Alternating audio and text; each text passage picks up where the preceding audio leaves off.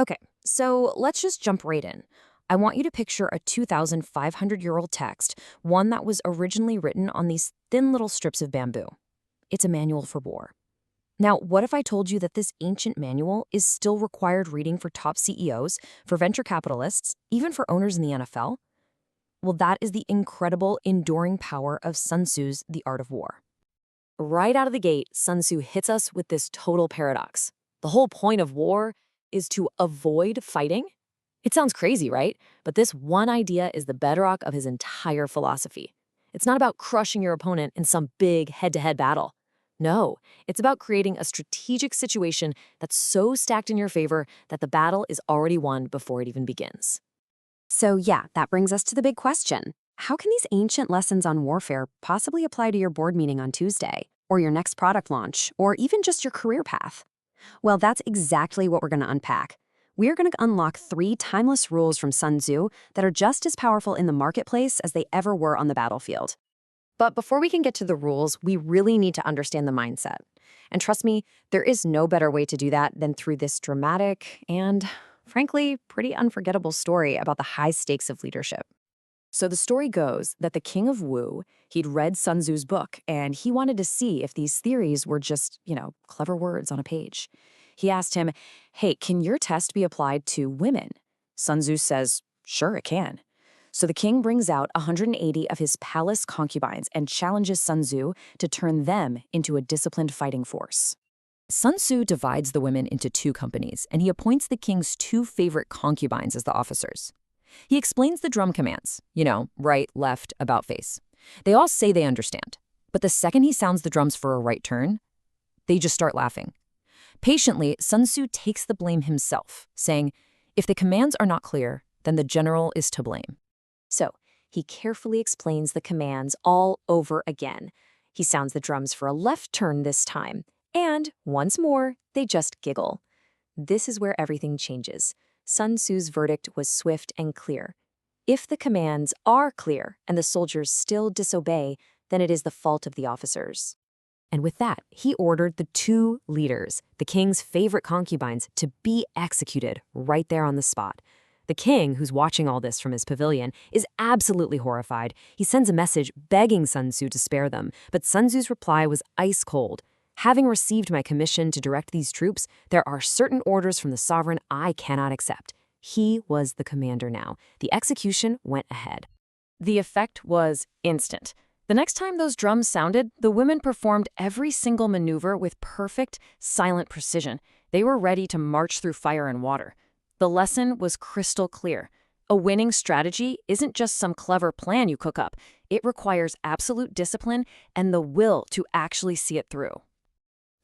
This whole mindset is really what separates Sun Tzu from a lot of Western strategic thinking, which is pretty heavily influenced by guys like Karl von Clausewitz. Where Clausewitz focuses on winning through one decisive big battle, Sun Tzu's whole point is that the ultimate victory is the one you get by outmaneuvering your opponent so completely that a direct fight isn't even necessary. Okay, so this brings us to our very first rule. For Sun Tzu, every strategy begins not with action, but with assessment. A deep, brutally honest assessment. You have to know the entire battlefield, your own position, your opponent's position, before you even think about making a move. He actually broke this down into what he called 5 constant factors, and we can translate these pretty directly to business today. Moral influence, that's your mission. Is your team totally united behind a single purpose? Weather represents all those external forces you can't control, like market trends or economic shifts. Terrain, that's the marketplace itself. Commander is your leadership, and doctrine is your company's core principles and processes. Sun Tzu says whoever masters these 5 factors wins. Simple as that. All of that assessment, all that planning, it all leads to the second rule, which brings us right back to that central paradox. The goal is to find a path to victory that avoids a costly head-on collision. The absolute best strategy is the one that makes your competition irrelevant. And Sun Tzu laid out a really clear hierarchy for this. The best policy, number 1, is to attack your opponent's strategy itself. Show that your business model is just plain superior. Next best, disrupt their alliances. Think about their key partnerships or supply chains. Only after you've tried those should you consider attacking their army or their direct market share. And the absolute worst policy of all? Attacking a walled city, a deeply entrenched competitor who is super strong in their own territory. That is the most expensive and least effective way to compete. So the third rule follows from that pretty logically. If a fight is just unavoidable, you never, ever attack strength with strength. Instead, strategy becomes the art of concentrating your power exactly where your opponent is weakest. It's all about the intelligent, focused application of your resources. And Sun Tzu got really practical about this, even giving clear ratios. If you're 10-1, surround them. 5-1, attack. Equally matched, find a way to divide their forces. And if you're outnumbered, get out of there. Avoid the fight. The crucial point is this. A small company that inflexibly goes head-to-head with a market giant will, as Sun Tzu puts it, become booty for one more powerful. So, what does all this add up to? Well, the goal of studying Sun Tzu isn't to memorize a list of ancient rules. It's to fundamentally change how you think about competition, about challenges, and about opportunities.